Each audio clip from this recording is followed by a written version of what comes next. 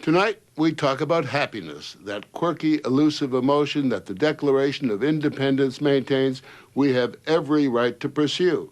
And man, do we pursue it. We're suckers for an endless stream of self-help books that promise a carefree existence for a mere $24.95. Television hucksters of every kind claim they have the key to nirvana. So the happiness business, at least, is one big smiley face. As for the rest of us, well, the main scientific survey of international happiness carried out by Leicester University in England ranks the U.S. a distant 23rd, well behind Canada and Costa Rica. But you'll be pleased to know we beat Iraq and Pakistan. And the winner is, once again, Denmark. Over the past 30 years, in survey after survey, this nation of 5.5 million people, the land that produced Hans Christian Andersen, the people who consume herring by the ton, consistently beat the rest of the world in the happiness stakes. It's hard to figure. The weather's only so-so.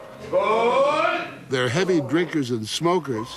Their neighbors, the Norwegians, are richer, and their other neighbors, the Swedes, are healthier. So it's ironic or something that the unhappiest man in history, or at least literary history, was that Prince of Denmark, Hamlet, who lived in this gloomy rock pile at Elsinore. Of course, Hamlet had every right to be depressed. After all, his uncle murdered his father, seduced and married his mother, and was an all-around perfect scoundrel. But Hamlet aside, what makes a Dane so happy? And why isn't he wallowing in misery and self-doubt like so many of the rest of us? That's a question that also intrigued Professor Kåre Christensen at the University of Southern Denmark. If you ask people on the street where they think the happiest country in the world is, they'll say, like tropical islands and, nice places, and, like Italy or Spain, places with nice weather and good food. But in Europe, they're actually the most unhappy people. So Dr. Christensen and a team of researchers tried to discover just why Denmark finds itself on top of the happiness heap.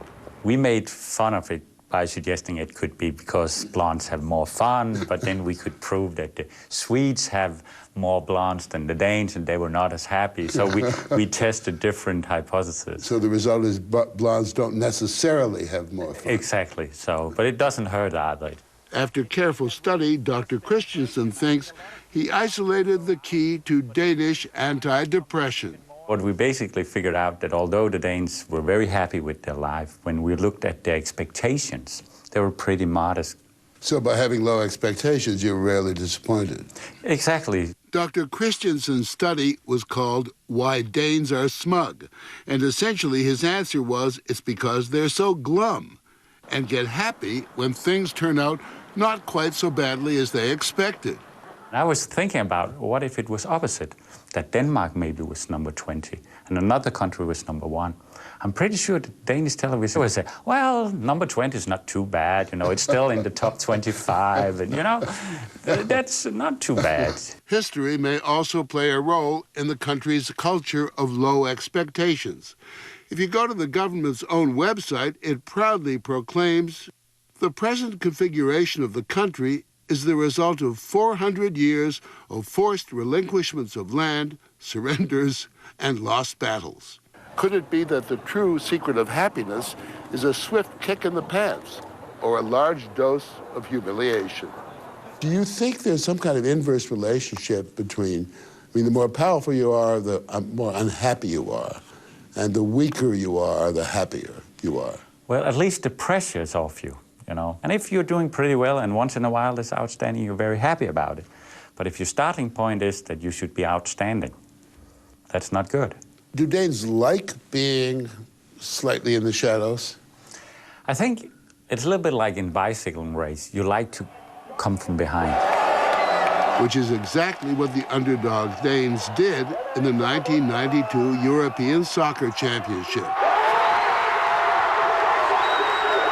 Christensen says it created such a state of euphoria that the country has not been the same since. But is there more to it? We asked Danish newspaper columnist Sebastian Dorset what he thought about Denmark's #1 status. If you didn't tell me about the survey, I wouldn't believe that Denmark was the happiest place because everybody complains all the time. I find it fascinating that you say people complain, but there is a real sense of contentment here. Yeah. Dorset says that contentment may stem from the fact that Denmark is almost totally homogeneous, has no large disparities of wealth, and has had very little national turmoil for more than half a century. We have very little violence, we have very little murder, so people feel very safe. People feel secure. Yes, a knife stabbing makes the front page every time. So I don't think that happens in America very often. Happy as they may be, Dorset says, Danes rarely show it. People are not looking very happy in the street. They don't talk very much. So people don't just strike up casual conversations on the train? No, never. I think actually there's a very highly developed body language. If you are stuck on the window seat of a bus and wants to get out and there's a person next to you on the aisle seat, then you don't say, "Excuse me, could I please get off?" You start rattling your bags and make sort of a gesture saying, "I'm about to get up, so please get up so I don't have to talk to you." Well, is it shyness or what? I don't know. It's sort of it's considered a right by Danish people not to be talked to. Danish students can fairly be described as utterly laid back. Even so, they're surprised to be told they live in Happinessville. When I go abroad, I usually see people look much more happy. For example, in Southern Europe, they go about in the streets laughing much more than we do. I think you could say maybe we are more content. What's the distinction you make between happiness and contentedness? Well, if you're content, you don't have so much to worry about. That's what I think. For example, no student loans hanging over their heads. All education is free in Denmark, right on through university, and students can take as long as they like to complete their studies. We get paid to go to school, actually. Instead of in the US, you pay to go to school, we get paid to go to school if we pass our exams. Americans watching this, particularly people your age, would be bowled over by the very idea that the government pays you to go to school. I'm being paid right now for not going to school. I'm being paid for parenting. Oh, you're on paternity leave? Yes, it's 100% paid for by the government for half a year. Denmark also provides free health care, subsidized child care, and elder care. A social safety net spread the length and breadth of the country. I mean, we're pretty much free to do whatever we want. We secure it from the day we're born, for a Dane who lives in Denmark. Fish and beeraholics they may be, but workaholics they are not. In Denmark, the average work week is what? 37? 37 hours. And how much vacation? 6 weeks. There are billionaires in the United States who don't get 6 weeks vacations. Maybe they should. But in getting all those wonderful gifts from the government, the Danes do pay a price. How much would a sort of middle-income person pay in taxes? About 50, half. And that is one trade-off most Americans are not willing to make. According to Harvard psychology lecturer Tal Ben-Shahar, Americans want it all. In America, part of the ethos, part of the American dream is that more is better. And the more is better usually applies to the material realm. And that doesn't pan out, that doesn't work. It doesn't make us happier. Ben-Shahar teaches a course at Harvard called Positive Psychology, the Science of Happiness. He began the class 4 years ago, and it became the most popular course on campus, enrolling 1,400 students. In the U.S., the quest for happiness begins in what's alleged to be the happiest years of our lives. There's a lot of unhappiness on college campuses, and it's not just at Harvard. Over 94% of college students nationwide are stressed and overwhelmed, and students are paying a very high price for this pressure. That pressure is a result of high expectations. Wanting it all is a bacterium that stays with us from youth to old age. Wanting a bigger house, fancier car, more stuff. And when we get more, there's always someone with even more stuff who's just as unhappy. Some suggest that the unhappiest zip codes in the country are the wealthiest, like the Upper East Side of New York. The number one predictor of well-being is close friendships and close relationships in general, which includes, of course, family relationships. Much better predictor of well-being than affluence is. Ben Shahar says Americans could learn a lot about happiness from the Danes. It is about having realistic expectations. It's about not trying to fit in more than we can handle. We can't handle it all. We can't have it all, but we can have a lot. You've lived in the States. You've visited the Yes. States. Would you live there? It's got a grandness to it that you can never imagine here in Denmark because it's a much larger scale and the differences are much bigger. But I wouldn't want my children to grow up there. Just describe for me the qualities that a successful person would have in this country. Well, in order to see myself as a success, I want to be happy and have a lot of time with my family. I think that's very important to me. And the money is not that important. It is more about the softer values, such as not being stressed and feeling passionate about what I'm doing. And maybe this job is not going to pay me a lot of money, but I'm going to love getting up and doing it every day. Do you think that you can equate money with happiness?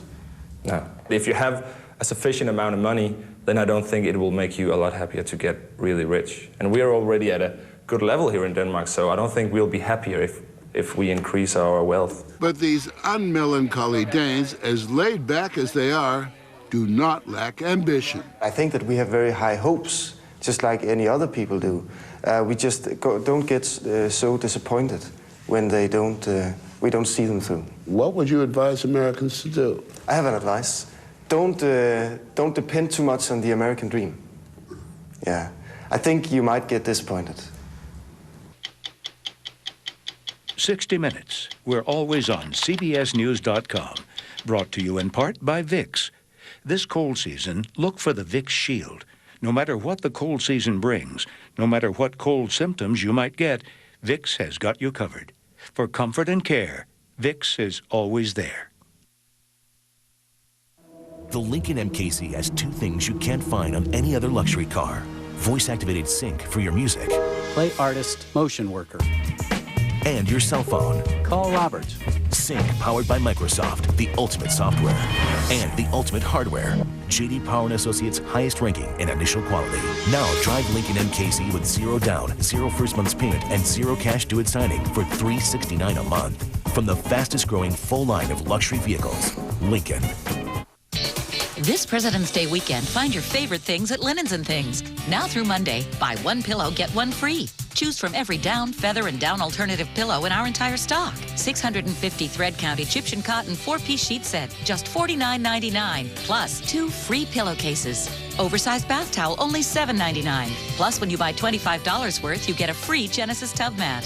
Find these and other great things at Linens and Things. Hurry in now through Monday. Look for our 20% off coupon in your local paper.